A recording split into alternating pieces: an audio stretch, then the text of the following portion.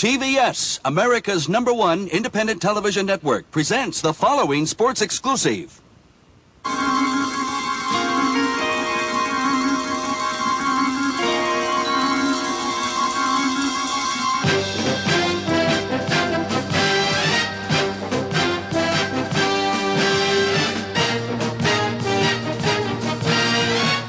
TVS presents NASL Championship Soccer.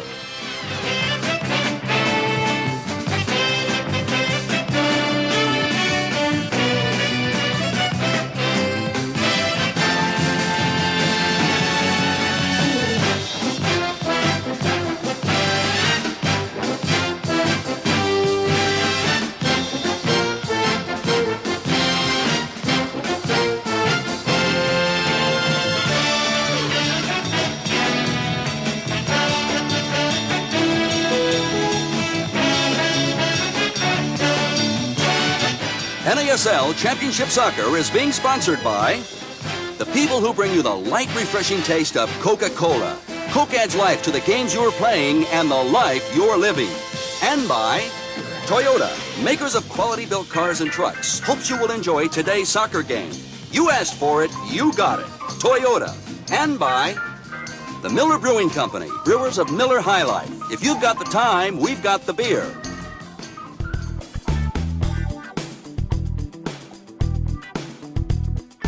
Welcome to Good Seats Still Available, a curious little podcast devoted to exploring what used to be in professional sports. Here's your host, Tim Hanlon. Hey gang, how are you? Tim Hanlon here, as announced, and I welcome you to our curious little podcast devoted to what used to be in professional sports that we call Good Seats Still Available. Thanks for coming by. And today's a fun one, and especially if you were a sports fan in the 1970s, especially if you also had a television in the 1970s, where you were watching two very interesting and very colorful leagues, and some of which were brought to you by our guest today on television by the name of Howard Zuckerman.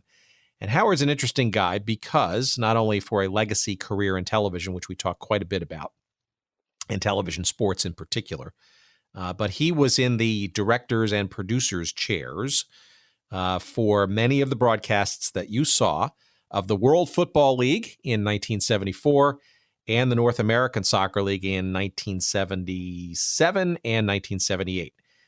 The place in which he did all that was an interesting and spirited little television network called the TVS Television Network. And that was the brainchild of sports executive Eddie and television executive Eddie Einhorn. And Howard was in the seat calling all the shots for a bunch of those telecasts that were rich and colorful, some of which unfortunately are not easily found.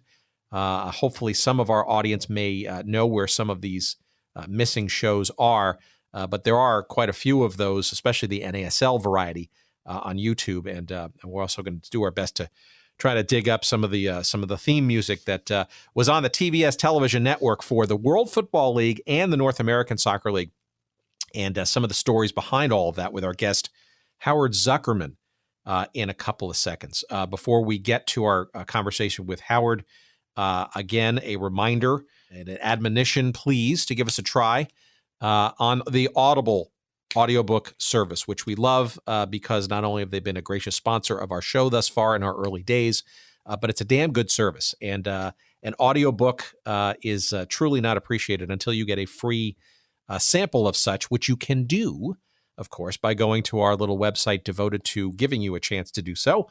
And that's audibletrial.com/goodseats. Again, audibletrial.com/goodseats, where you, yes, you listener out there in podcast land, can get a free audiobook download of your choice from over 180,000 plus titles to choose from, and a free 1-month subscription, if you will, to the Audible service. You can cancel at any time. It's kind of no risk. So I highly encourage you to do it. And there's it's a great environment, right, by which to enjoy a book when for whatever reason you cannot read, you do not feel like reading, your eyes are tired, you're driving, some other distraction, but where your brain can at least receive and enjoy storytelling at its finest. Again, audibletrial.com/goodseats for your free audiobook download and 30-day trial of Audible, our favorite, the one, the only audiobook service out there. Please give it a try. Give us a try. By doing so, you're giving a little love to the show, and we love you for that, indeed. All right, so let's move on to our discussion, our conversation, and our fun times with Howard Zuckerman, the former producer and director of various sports telecasts. We get into a whole bunch of things in here, not only the NASL and the World Football League, but we talk about even the NCAA and the beginnings of that in the late 1960s. Hell, we even talk about the Las Vegas Posse of the Canadian Football League, if you remember that team. And, a little thing called Live Aid that Howard was the director and producer of. So let's waste no more time. Here's our chat with Howard Zuckerman of the old TVS television network.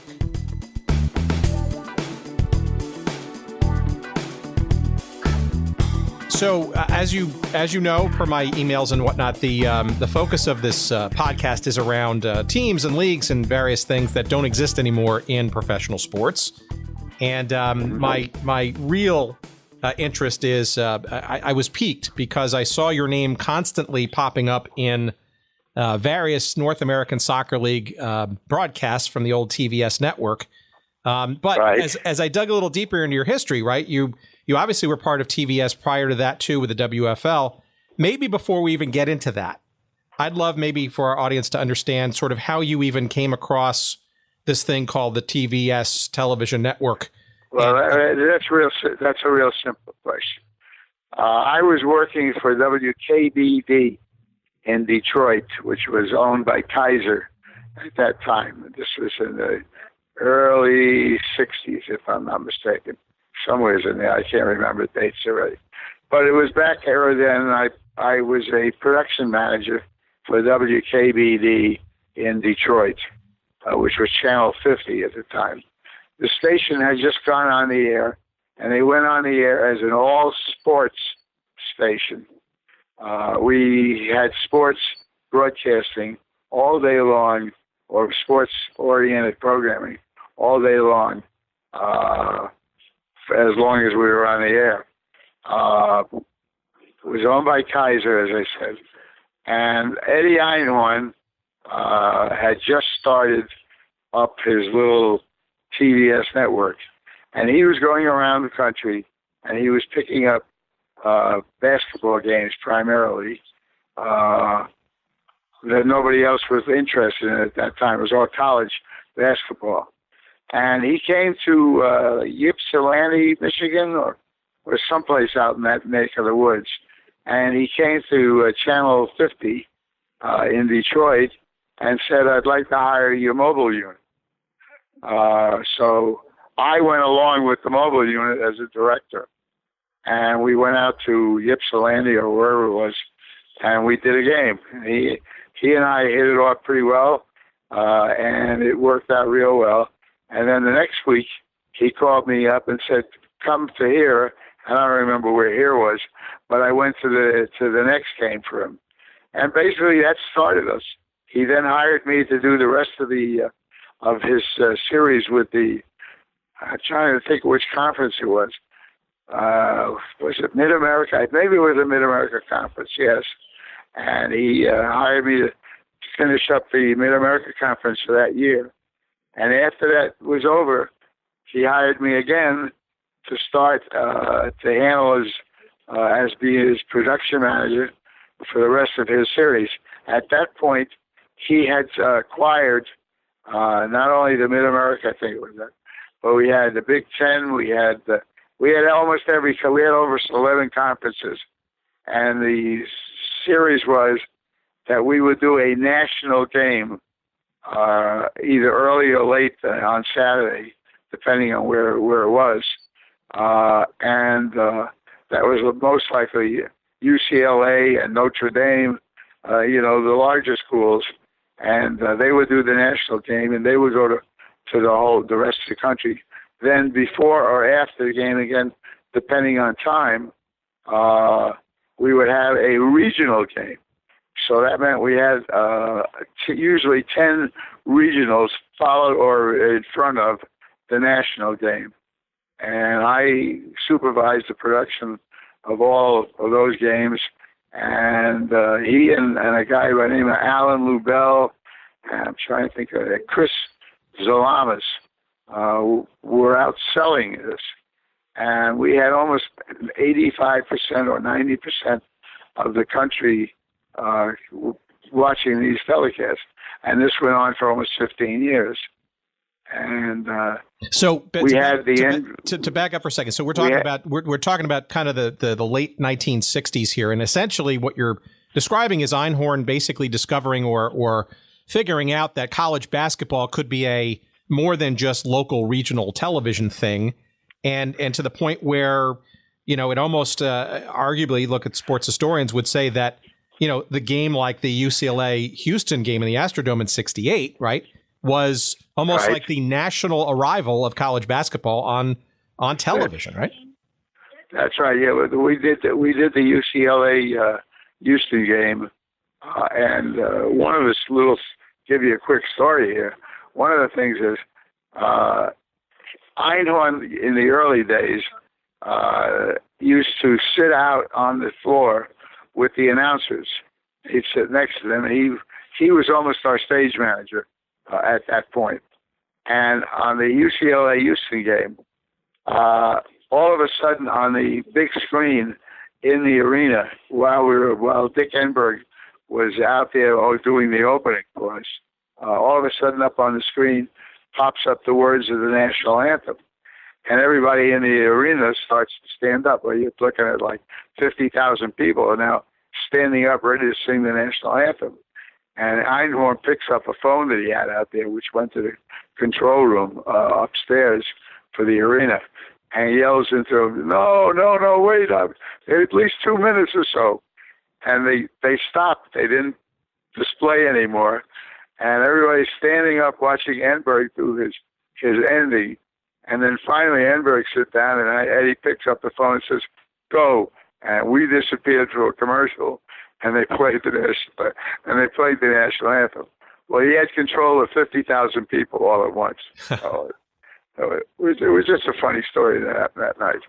So, well, that's also evidence that obviously a lot of what you're describing and what we're going to describe in a couple of minutes here does revolve around Eddie Einhorn. Do you want to maybe take a few minutes and kind of describe sort of the relationship that you developed with him and or what you sensed his television essence was and his prescience, frankly, because he obviously saw things that others didn't at that time, right?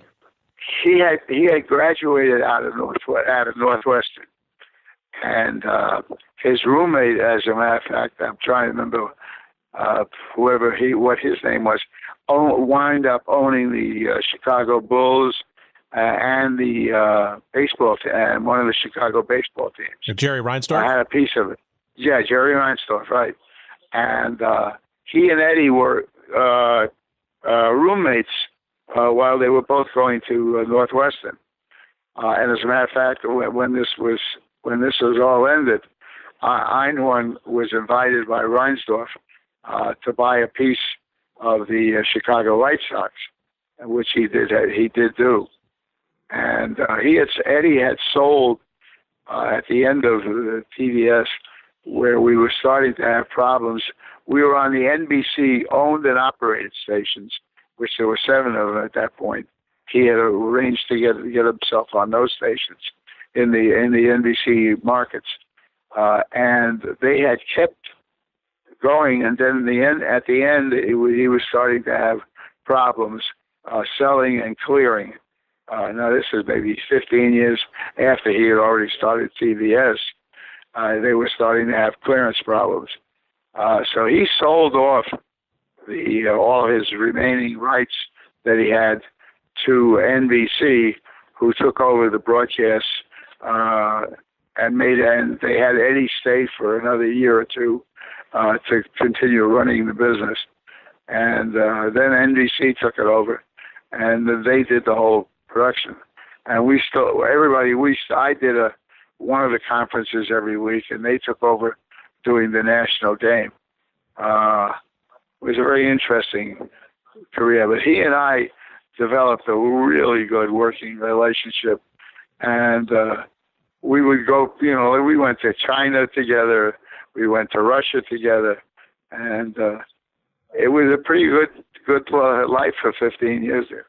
Yeah, I mean, I growing up in the New York metropolitan area myself, I remember some of these, I guess I'm trying to remember conferences now, ECAC Game of the Week, Marv Albert and Bucky Waters and That's seeing, right, yep. And frankly, seeing this TVS and NBC Sports thing, sort of as a co-producer or, production entity for this thing. So clearly you got NBC Sports basically going in college sports, right? No, it did.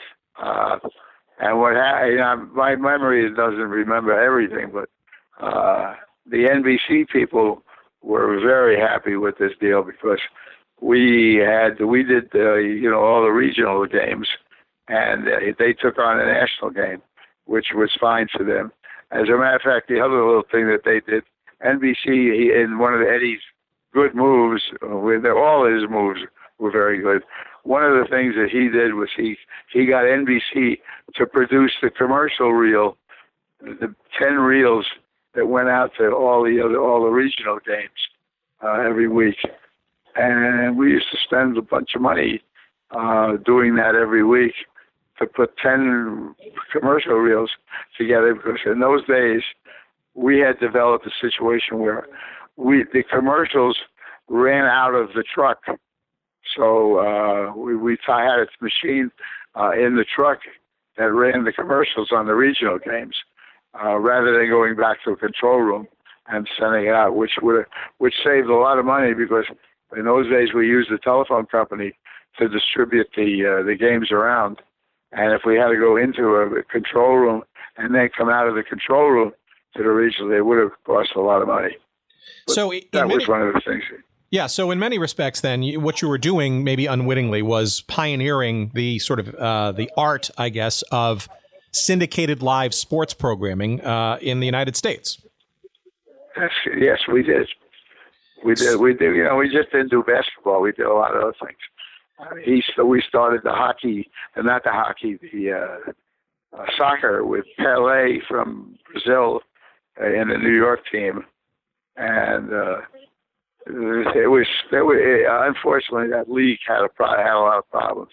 All right. Well, before we get there, because that's something I want to go a little bit deeper in, no doubt. But I guess maybe as a prelude, though, so obviously success with college basketball, the NBC relationship going very well. You're going into the 70s. You've obviously you and Eddie and the team have become very, very good at doing live productions and sports and whatnot. But in the early 70s, circa 73, 74, kind of walks in this mongrel, this unknown entity known as the World Football League. Do you want to give us do you want to give us a bit of a sense of sort of how that came about and what your perceptions of the beginnings of that relationship were? It was almost like the same kind of thing. Hey, we were looking for at TVS, we were looking for any kind of product that we could have that would he could keep the network going and make everybody happy, and that's what he did. He found, I'm trying to remember the guy's name at the World Football League. Gary Davidson? They had just started up. Gary Davidson, that's right. I think that was it was Davidson. And he came to Eddie and said, look, I'm putting this together, and here's all these teams that we're going to have. Would you be interested in televising this thing? And Eddie said, hell yes. And the next thing I knew, we were now doing football. And it was an interesting thing. There were things like they had came up with the Dicker rod.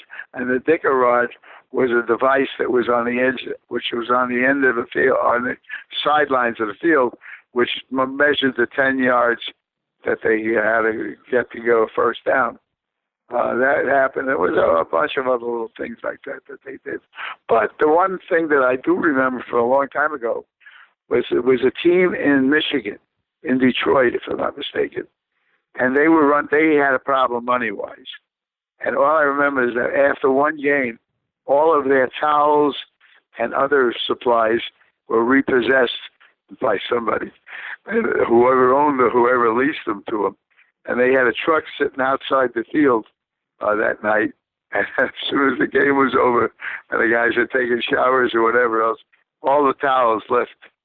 They had no more towels for the rest of the season, unless the guys were all bringing their own stuff in to play. According to my research, that probably would have been the August 22nd, 1974 TVS game, the Chicago Fire at the Detroit Wheels.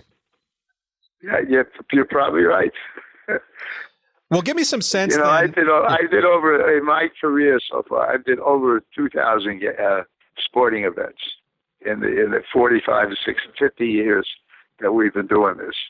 So I can't remember every game.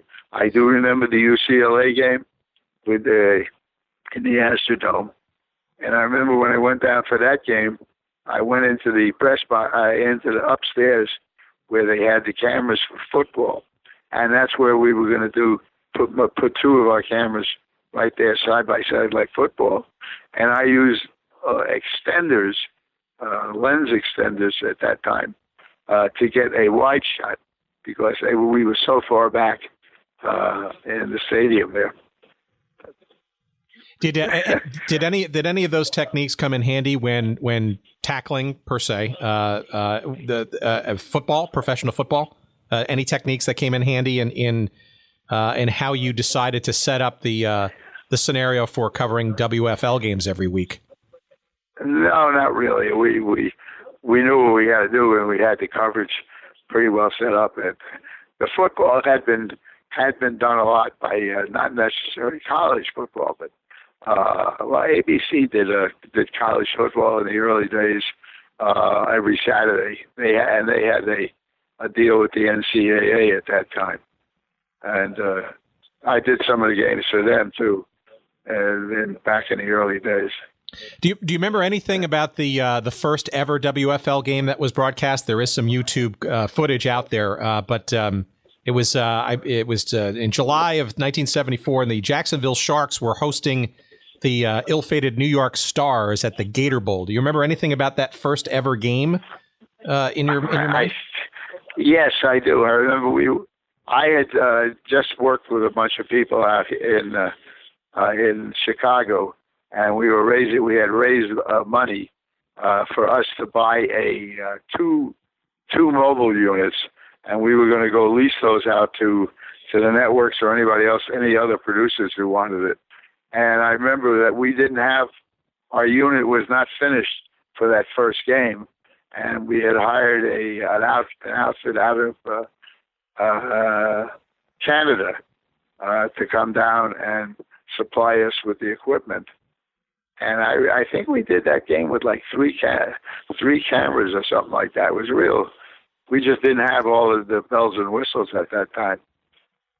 I'm trying to remember that. I think we did that in Jacksonville. Wasn't that right? That's correct. And there was also something that happened at halftime. Do you remember what maybe happened at halftime during that game while you were broadcasting? No, I don't remember. Okay. Based on the footage that I've seen, there was a power outage in the midst. Oh, yeah. Okay. Yeah, I mean, you had Merle Harmon calling the game, Alex Hawkins as the color commentator, and in that case, a third party, a rotating, I guess, sort of guest host. In this case, was George Plimpton. And during the halftime, there was the pleasantries, and Commissioner Davidson came on and said a few things, and then. Again, this is a YouTube clip, so I wasn't watching the game in '74. The signal goes out, and then you see Merle Harmon trying to kind of stammer his way through about 10 minutes of vamp to get while the power came back on. Apparently, the entire stadium lost power that night. That's right, yes. And the only reason why we didn't lose power that night is that we were connected to a different power source than the stadium. If I remember correctly, we had to bring in power. We went to the power company down there and had them drop another power line into the outside of the stadium where the truck was parked. We had a lot of power problems over the years. I'm trying to remember. There was one other game that we had the same problem with. So the actual mechanisms or the mechanics of these WFL games, as I said, you had you had a lead broadcaster in Merle Harmon, Alex Hawkins, who was Merle Harmon. Yeah, so Alex Hawkins, who is a former Baltimore Colts running back, as some would call him sort of as a gadfly, I guess, sort of good old kind of hang around informal kind of. Yeah, he was. He was a great guy too. Let me say this: that all of the TVS talent that Eddie had found or whatever were really super people, and I'm still friendly with. I'm friendly with all of them, but I was really friendly with Dick Henberg, who's out here now doing. I think he does San Diego baseball. He was a good find that we had got, and he had been found by Eddie through J.D. Morgan, who was the athletic director of UCLA. When Eddie had made the deal to do the UCLA Houston game, one of the requirements of doing that game by J.D. Morgan was, hey, take my guy that's doing our games out here and bring him in to do the game. And Eddie agreed to that.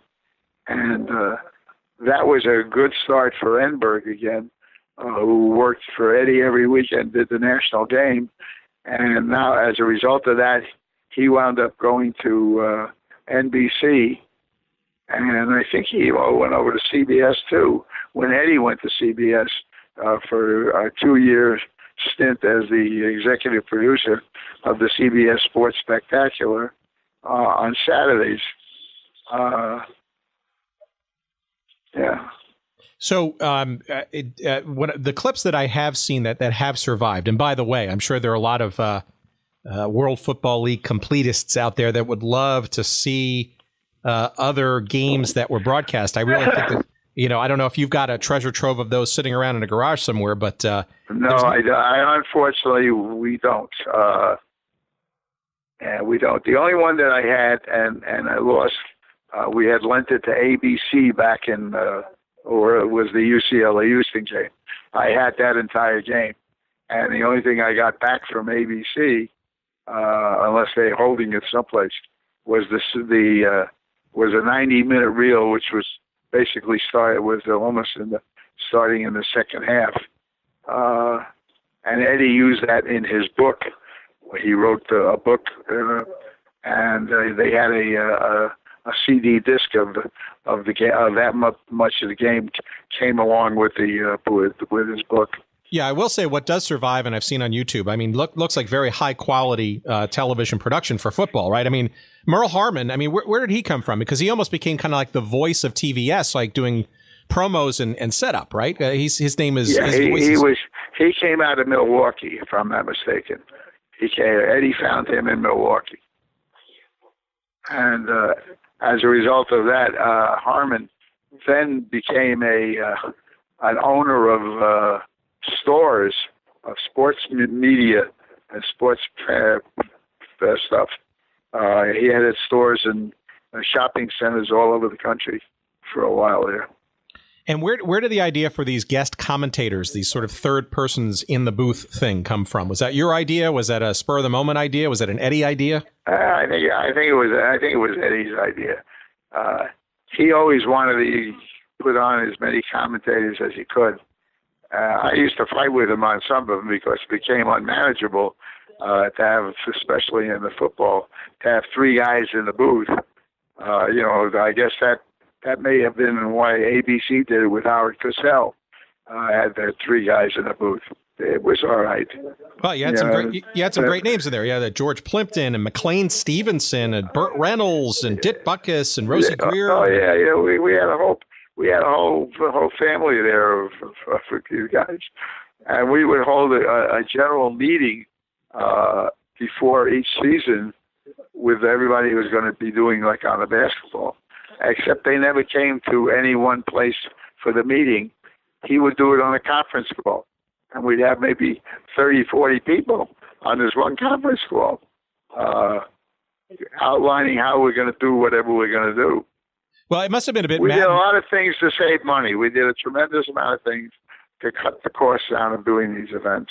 Well, it must have been maddening, though, for you as a production person, right, to have to deal with a third entity in the booth that's different every week, who doesn't necessarily understand the, shall we say, sensibilities of a professional television broadcast, right? I mean, a Burt Reynolds. There were some problems, but not really.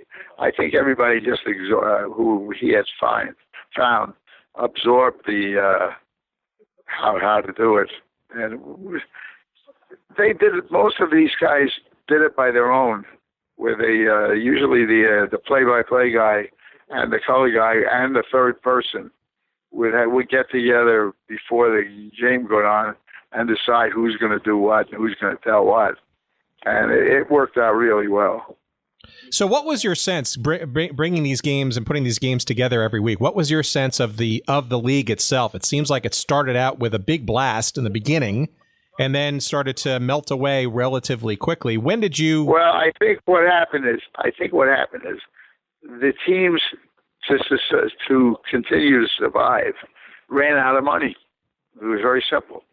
They all the things that they gave away and promised and stuff, I think killed the league. They would give away, 40,000 seat stadium. You might have 1/3 of that was free. They gave to any unsold seats and stuff like that went to some college campus or to somebody, some charity organization. To continue to fill the stadiums so that people watching on the TV and so forth would say, hey, that's a good idea. Let's go there. It looks like a hell of a setup. In essence, it was, but a lot of the seats in there were freebies. It seems that a number of stations that kind of signed on in the beginning of that season started to kind of melt away as the season went on. Did you sense that this was a bit of a sinking ship at some point? And if so, when did you kind of get that inkling? Well, I think the problem became nationally we sold it pretty well. But I think the regional spots, in other words, every station had carried out the game. And it was almost like a barter situation where we ran X number of commercials in the game for nationally, and then each station got X number of spots for them to sell locally. And I think what happened is a lot of them was now carrying the games basically for free because they were having problems selling the local positions. It was not like the regional basketball because there was not a regional game, on each station. There was just a national game on the WFL. So they were having trouble selling it. I mean, if you had a station in New York, for example, that was carrying the game, and there was no New York team being televised that day, they would have a hell of a time selling an Indianapolis station, selling a game that was not coming out of Indiana or did not have the Indiana team playing that day. Yeah, that's what killed the television. Right, and you also had it seemed like an unending sort of set of I don't want to say lies or misappropriations, I guess, and the stories, I guess, got harder and harder to kind of control or suppress, so to speak, and I think that also sort of aided in the credibility factor, right, of the league, and then yeah.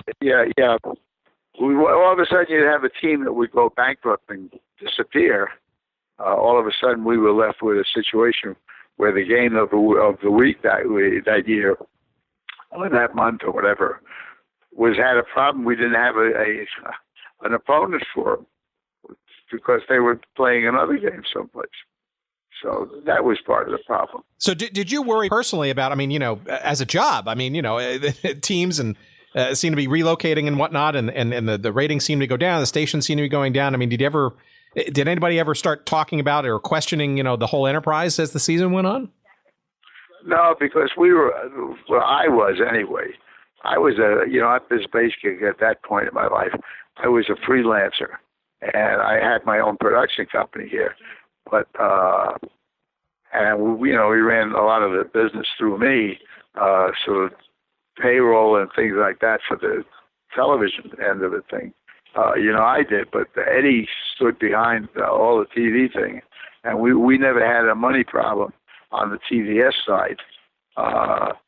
We would have problems of the teams were having the money problems, and that's what ended the WFL. Do you remember? I think Davidson, when he started the league, did not have enough cash behind him to maintain it. I think if they had maintained it for another year, they probably would have they would have been a big problem against the other football league here in town. Well, it's my understanding that I guess TVS was in the mix to come back in 1975 in the reconstituted WFL, but clearly that didn't occur. And I wonder, did you miss having a second season, or were you kind of like, that was a fun experiment, but let's move on? I went on to do other things. There was enough business for me, and I think for Eddie also. When Eddie sold this out to NBC, and then said sayonara, and then one of his friends at CBS called him one day and said, "Come over here. We need an executive producer on the Saturday afternoon sports spectacular." He went. He took Chris Salamis with him over to CBS, and that lasted, I think, for maybe 2 years. And then he said, "The hell with it. I'm going to retire." All right. Before we move on from the WFL, are there any games or any situations or personalities or things that popped up or that you somehow remember that were either crazy or silly? No, the only thing I really remember about the WFL was to the end, where they got back all the towels in Detroit, in the Detroit game. We're in Detroit. I think we were in Michigan someplace when that happened. And there were other teams that had the same problems. He was lucky if he was able to finish the second year, I think, of the league. I think it went for 2 years. All right. We were hassling. We didn't know where we were going to go for the next game towards the end there. We didn't know if we were scheduled to go to Jacksonville. We also might, as a matter of fact, sometimes I would send a mobile unit out and we'd say, call us on Friday, wherever you're driving, and we'll tell you which way to go, whether to go to Florida or continue going where you're going. So there were some weeks that we didn't know what the next game was going to be. It's mind blowing. I mean, it's got to be. I mean, at some point you have to laugh, right? I mean, I know it's you got to be where you. Oh yeah, we were laughing. We were laughing all the way because we had enough dollars and so forth in the setup to pay everybody, our own people off, and to make sure that if nobody got really burned on our end anyway.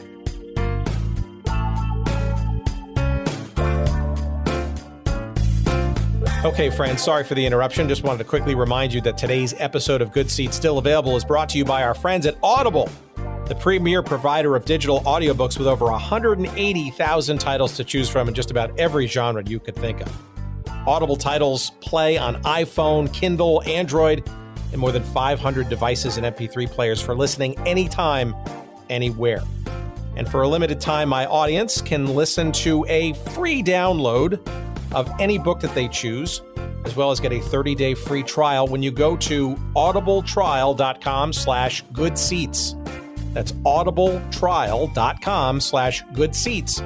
And you can choose from over 180,000 titles, as we said, including one that I'm listening to right now. It's called The 10-Gallon War by John Eisenberg. That's the story of the NFL's Cowboys, the AFL's Texans, and the feud for Dallas's pro football future. Another one on my list, which I have yet to download but is on my queue, that could be interesting to our audience here, is called The National Forgotten League by Dan Daly, entertaining stories and observations from pro football's first 50 years. Those are just two of the many thousands of titles to choose from, and not just in sports history, but you name the genre that you might want to listen to, and Audible's got it. By the way, two guests perhaps that we'll have on the show, hopefully sometime soon. But again, go to audibletrial.com/goodseats for your free 30-day trial, as well as your free audiobook download to try it out for yourself. Again, that's audibletrial.com/goodseats. And now, back to our conversation.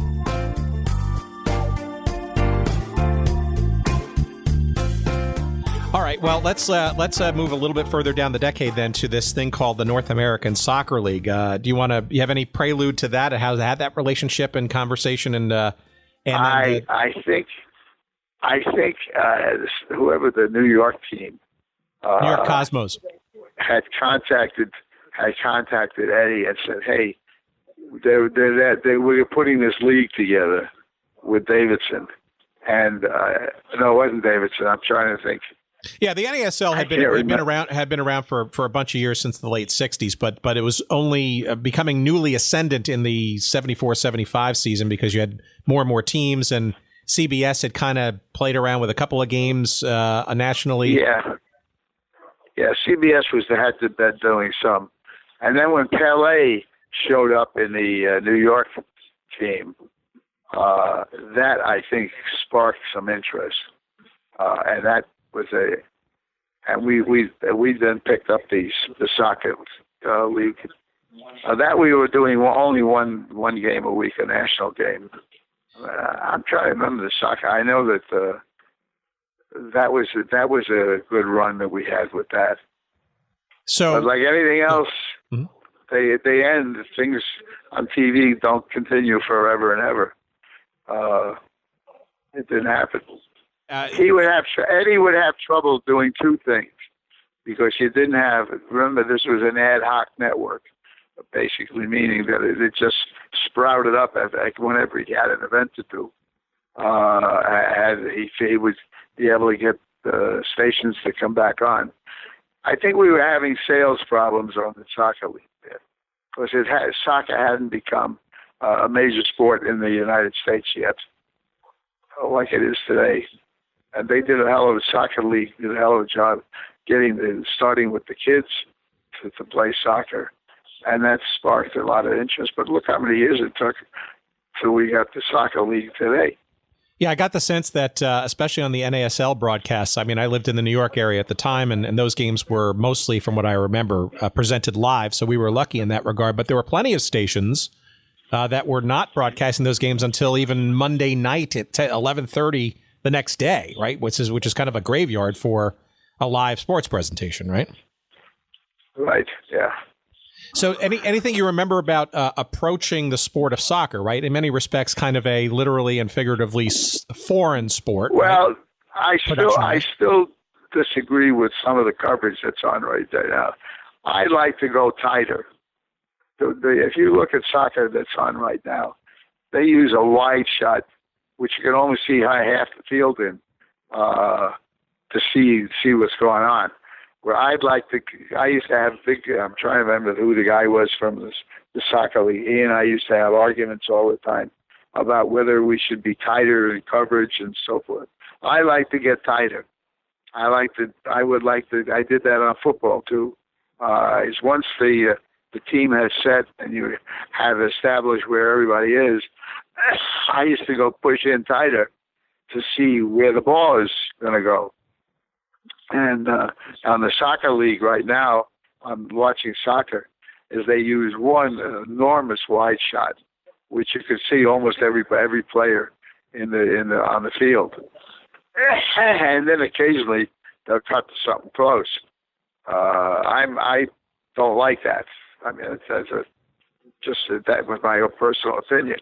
Yeah, how did you approach and handle the unique flow of a soccer match, right? And the potential to miss goals and action and artificially insert commercial breaks and all that kind of stuff. That's had to be a new experience for you, right? Yeah, the commercials in the soccer, because there weren't no timeouts. We finally got on the soccer league that we were televising. We got them to agree to have a couple of pauses in the game that we can throw some commercials in there. And so there was some fake, I don't want to call them fake, I guess, but that's what it was. There were some fake downings where somebody got hurt and they theoretically stopped the game and that kind of stuff. Because there were no commercial breaks in there. Not like they were in the other sports that were on TV. You're kidding. So there were ththese sort of manufactured events to kind of slow the game down and create a sort of a natural break? The league had worked out with all the teams that they were going to be a couple of stoppages in the game.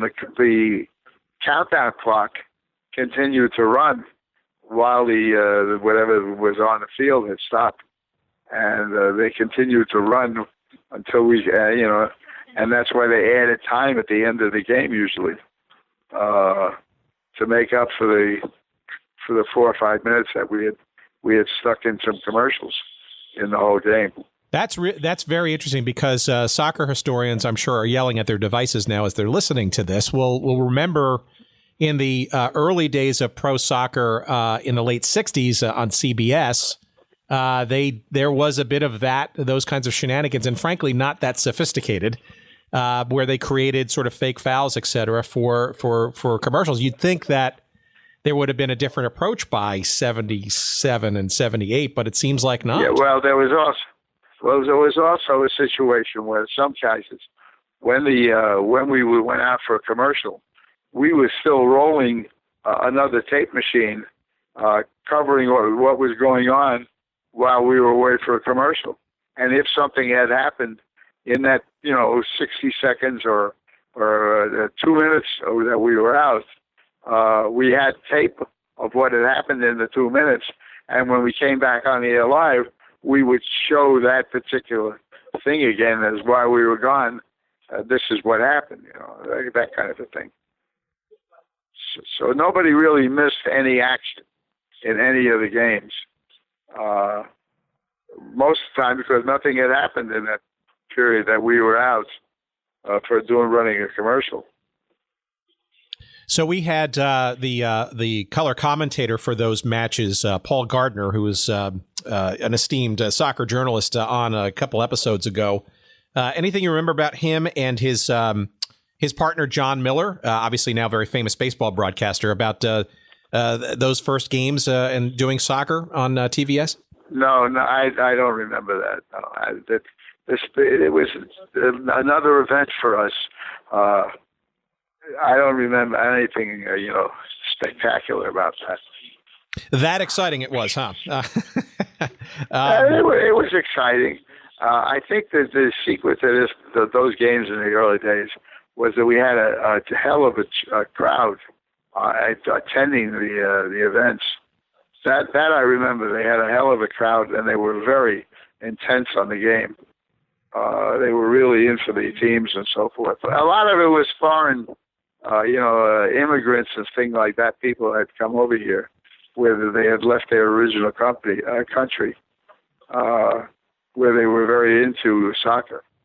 I'm living out here now in Los Angeles, and we've got the Galaxy out here, and it's almost like it was back in the early '60s here with this guy. This team here has really got the city up and dancing over the soccer. Yeah, I'm rambling here. No, that's good. It's interesting because again, there are many more of those clips available on YouTube, and I've been a student of them, I guess, shall we say? And there are a few of us out there. And again, I do think that the production value of those games, again, obviously in the late '70s, right? With you have to sort of put that in perspective in the time frame, but still, like those WFL clips, the production of those games was very high quality and. It was. I finally got Eddie to agree. For example, one little minor thing on most of your NFL games and so forth, the production crew on that brings along a lot of people with them. It brings along their own camera guys, so you got the same camera crew on every game that you're doing, and you don't have to train a new crew every time that you go out there. And we did that on those games. I finally got Eddie to agree to spending, you're bringing 5 camera guys in addition.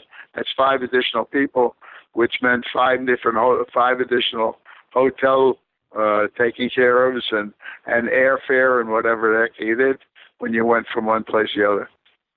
That upped the production cost. But at this point, he said, yes, if that's what it's going to take, let's go do it.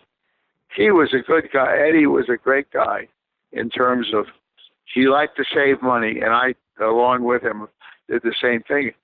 But we never got to where we shorted the production value of doing that show.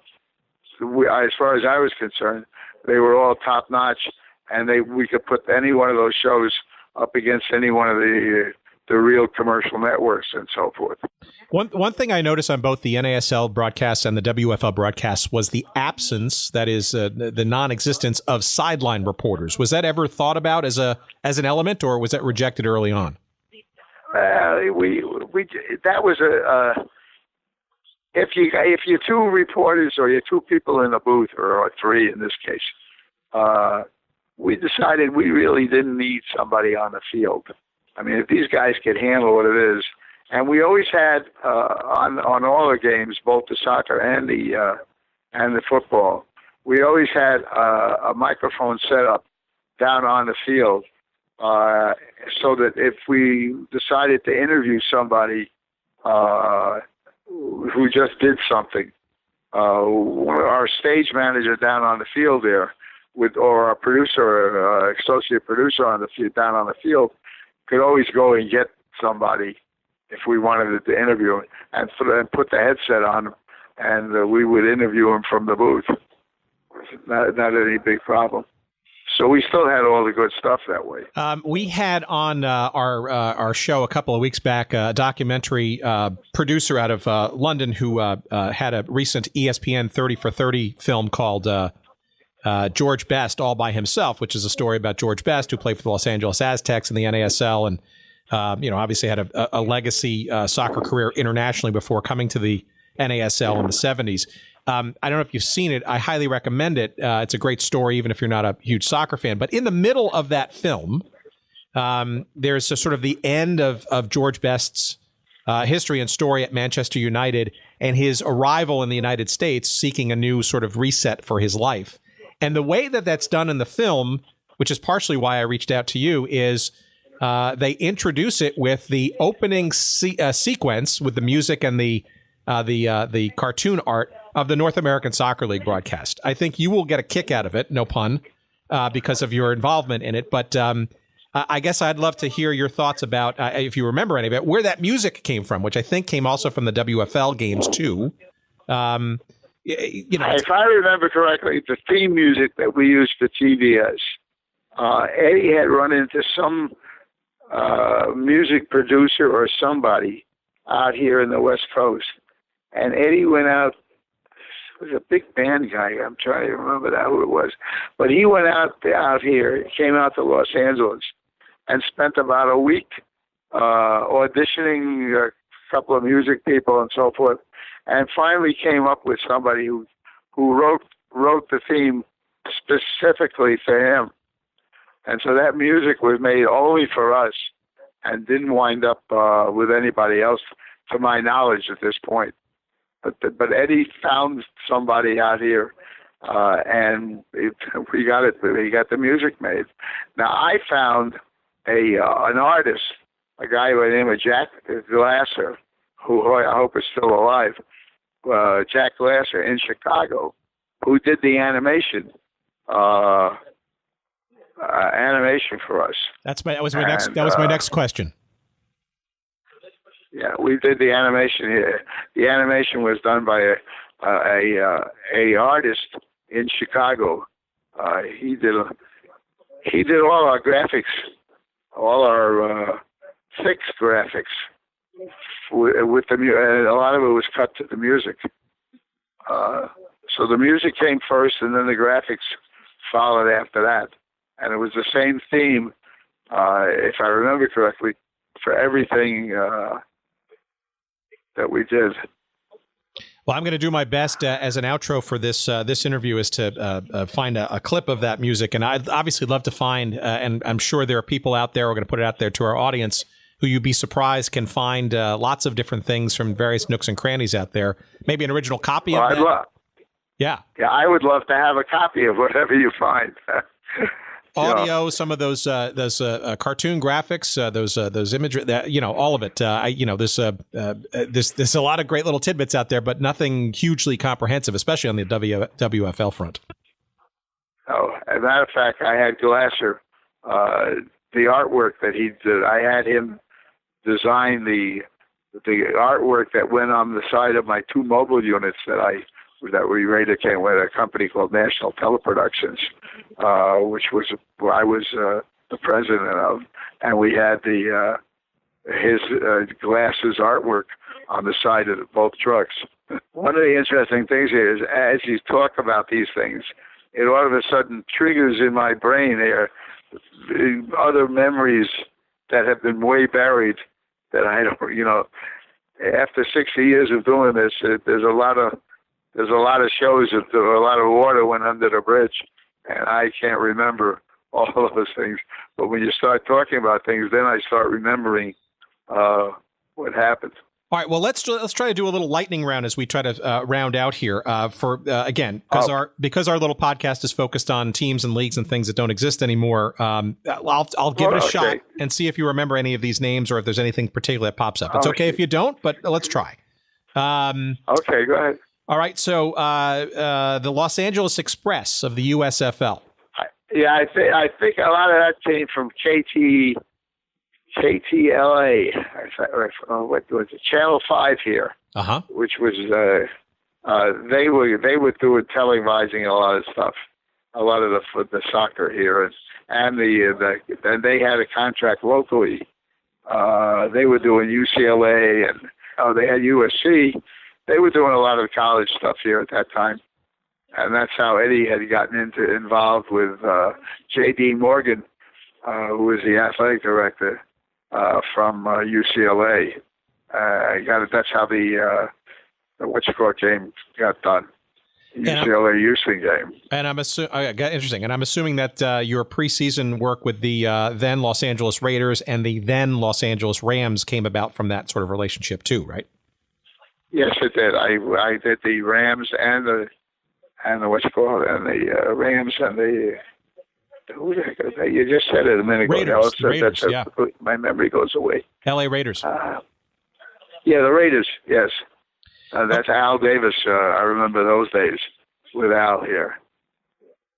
Okay, here's one. Do you remember the Canadian Football League's efforts in the United States, especially with a team called the Las Vegas Posse?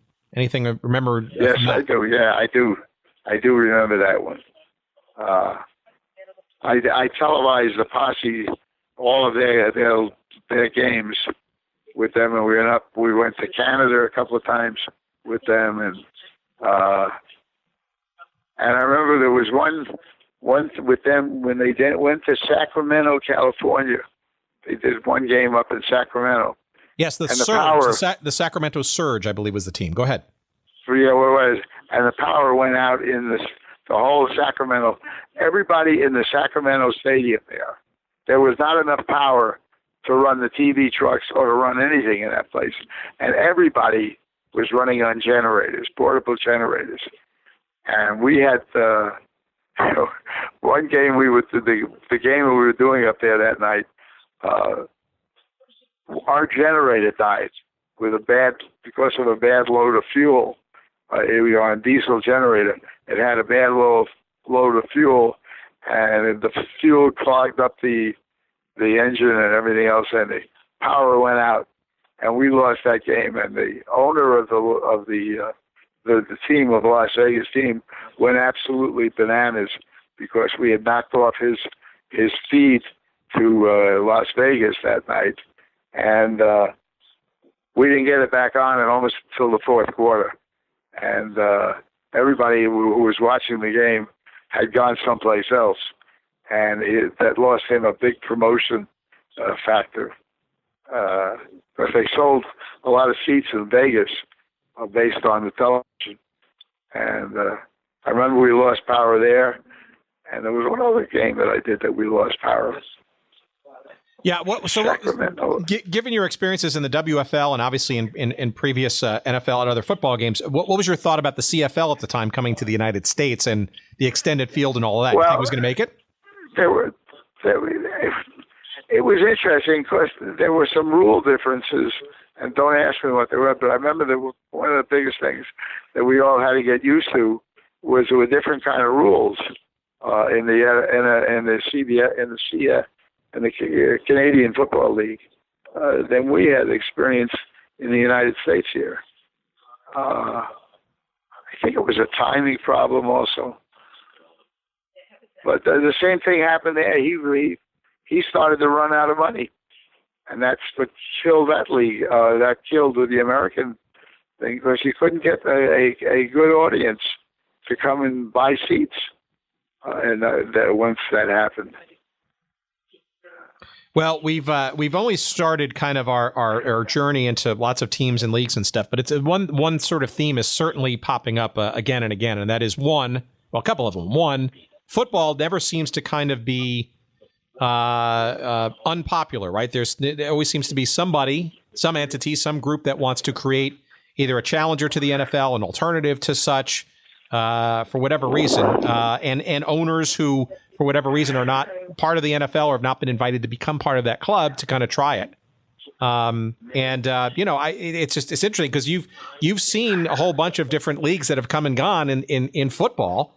You've got to look at somewhat with some kind of amusement, I guess, as all your legacy production heritage. Well, I think a lot of the problems that went on here were all dollar related. When the people started getting one of these things, and the other thing that went with it, all of a sudden the payment to the players has jumped up tremendously in order to keep a guy. These guys are getting like $1 million a week or something like that in some cases to play a lousy 60 minutes of football. That's what's killed a lot of this right now. And I understand where they're coming from, because in the football side of the thing, you've got tremendous injuries and things like that, which could really knock somebody right out of his livelihood. And that's why they're getting so much money, because they finish 30, 35 years. When they become 35 or 40 in there, they retire, which they've been hit in the head too many times. And I think the violent nature of football is why you've got a lot of people watch this. People like to see violent things, and that's in my opinion. I don't, but that's what they like. That's why they show up at stadiums. That's it. I hope I haven't rambled too much. No, here. This is good. So I got two more questions for you. So, do you think, looking back on your career, especially in sports television, that cable television, right, which is clearly a huge force in sports today, and arguably is is maybe the reason why people still subscribe. Do you think that it would have been different for, say, the WFL or the NASL if cable had been around at that point? Because it seems like you were kind of doing some of the things that cable now kind of does. I don't know. I don't think that would have happened. The problem with that they have right now with cable here, is like in LA right now, is you got too much on the air. It becomes a real big problem. All of a sudden, one night, and this was what happened in college basketball also. You're not going to have, in the days of TVS, we had an exclusive arrangement for the basketball where we would, on Saturday afternoons, or Saturday basically, we had the exclusive all day. We were the only television until maybe 8 or 9 o'clock that night. You might have another game going on. But now on Saturday afternoons, because there's no exclusive like TVS had it, you could have 4 or 5 different games going on at the same time on 4 or 5 different networks, all at the same time. And as a result of that, the guy that's advertising on TVS had the exclusive basketball situation. Now he's got where he's got 5 basketball games on at the same time. Where does he put his money? And so what they've done is almost divided up the $1 event that he had before is now divided up amongst 5 guys, and that's what's been hurting here. That's just my opinion at this moment. Yeah, I think it was much better when we had only one team on the air. Yeah, well, I think people kind of forget. I mean, I've said, look at this, for example, the WFL, right, which by all accounts was something to see in its demise. But in those first couple of weeks, I mean, you had you were getting 5s and 6s and 7-point ratings for national televised audiences, which is was a significant amount of people back then. It is. Yeah, it was. But it started to fall off because everybody wanted to see their own local team. That's what I believe has happened, and that wasn't going to happen on the WFL. We were doing it in the college basketball because we were dealing with a local situation. Eddie was dealing with we did 10 or 11 games every Saturday, and he was dealing. He had gotten enough of these teams, enough of the leagues together, enough of the conferences to control what happened. See, he would only let one thing happen on Saturday afternoon, and there was always a local game or a regional game on Saturday along with the national game. And I think when they sold this stuff, the guys could determine what conferences or what other they wanted to be in, and that happened. All right, last question, and I kind of buried this, but a little known fact, or at least for me, was in your long and esteemed career in television production, was this little concert in 1985 called Live Aid. What was that all about? Yeah. Well, there was a guy here. There was a producer. What's that? I'm trying to remember names here. Wasn't Bob Geldof, was it? Yeah, well, Geldof was brought into this thing by Mike. What was Mike's name now? Wait, hang on just a minute. I happen to have all that. I have a big Live Aid poster on my wall here. Okay, Hal Uplinger was one of the guys, and that was the producer of this thing. He was along with Hal Uplinger and CBS guy who worked director, Tony Verna. All right, unfortunately, both of them have passed away, but the two of them became friends with me a long time on other events that we did, where they had used my facilities, my truck, and so forth. And they called me and they said, "We've just been involved with this Live Aid concert. Would you be willing to come with us?" And I said, "Sure." And I went to a meeting with them. And basically what happened is I had 7 weeks. I became the executive in charge of production. And I had 7 weeks to put the entire production staff and crew together. And at that point, I developed a simple thing. If you don't like it my way, goodbye. And I took no meetings or anything like that. I just became a czar. And we just said, this is the way it's going to happen. And I made all the arrangements. And I'm trying to remember, we had a satellite company that got involved with us. And I think we used like about 19 or 20 satellites to cover the entire world. And we made we had a couple of countries that weren't able to carry the live show. And they said, we'll do a taped version of it. I said, well, if that's the case, we'll make you a taped version. And we made a 4-hour meltdown of all of the best acts that were on. And that went out to about 15 or 20 different countries. And I, as a matter of fact, still have that 4-hour tapes are still with me. And that's about the only thing I have out of this 60-year career that I've had.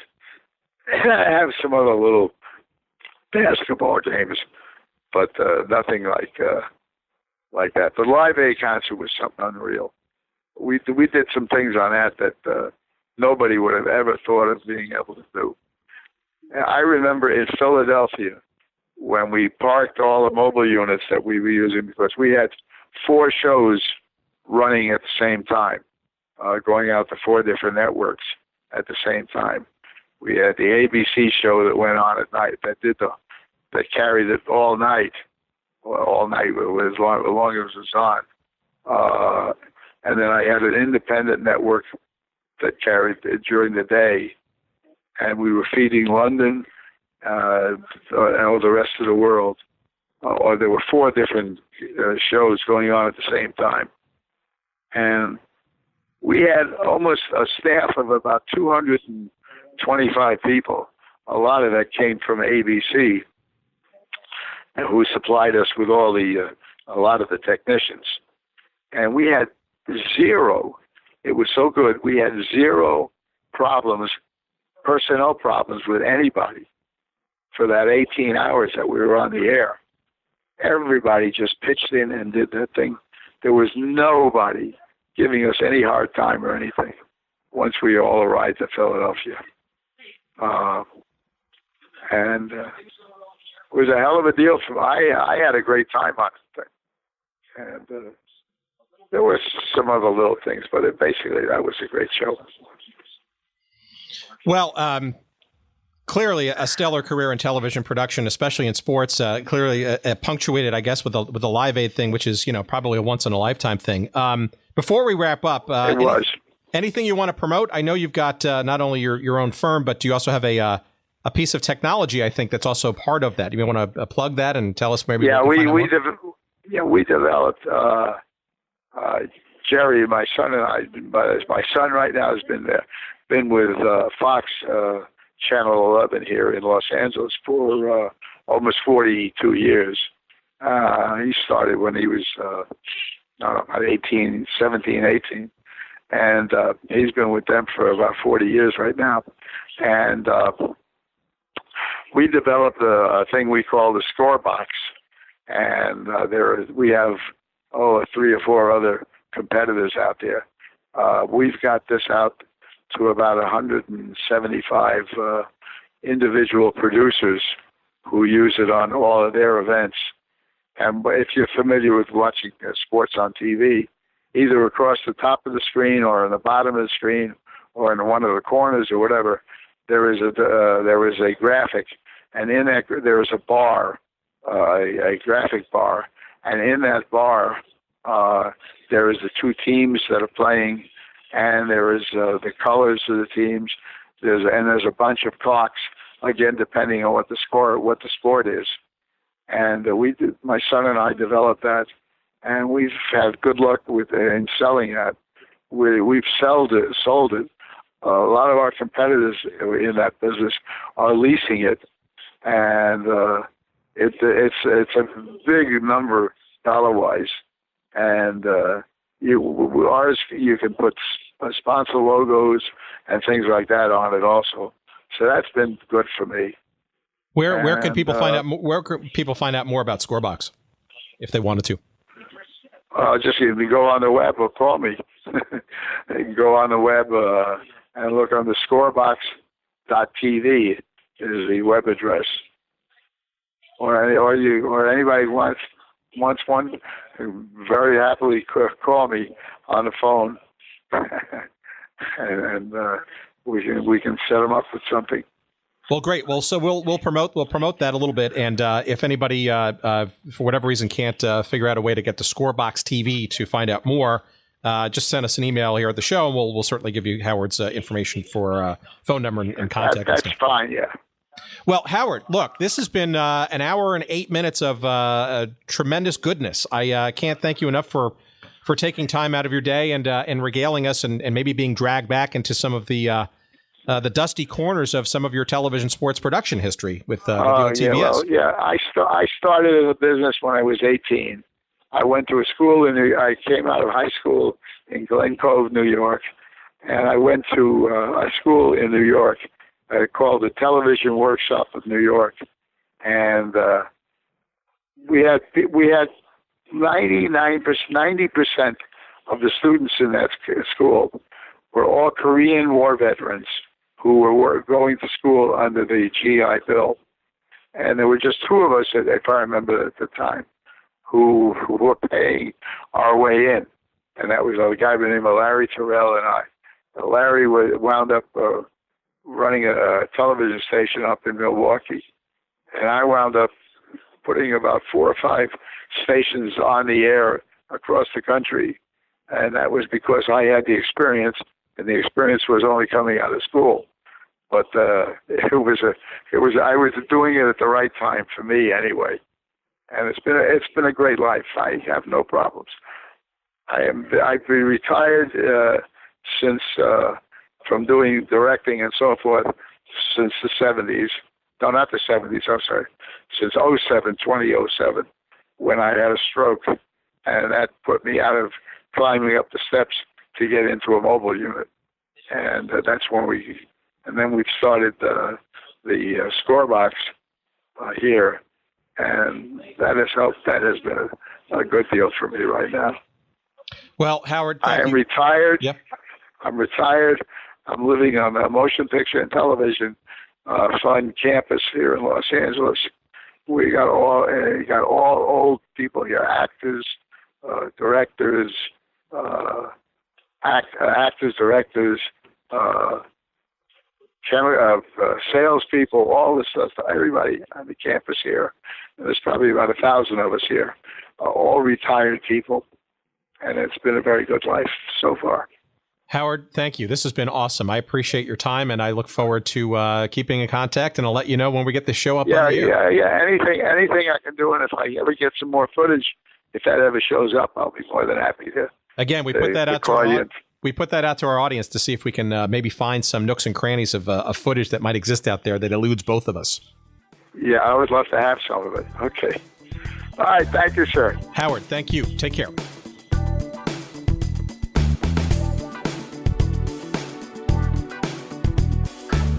My, oh my, that was fun. Howard Zuckerman, thank you so much for taking time to talk with us. And again, you want to find out more about Scorebox, it's scorebox.tv.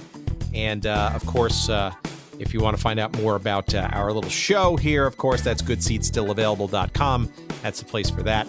And of course, if you also need podcasting help and production needs served, and please go to our friends at podfly.net. Podfly Productions down in Gadsden, Alabama way, and our friends Jerry Payne, Eric Begay, Corey Coates, and David Gregerson for helping us out at Podfly to make this production as professional as humanly possible. Until next week, we want to thank you for listening, and take care, everybody. See you next week.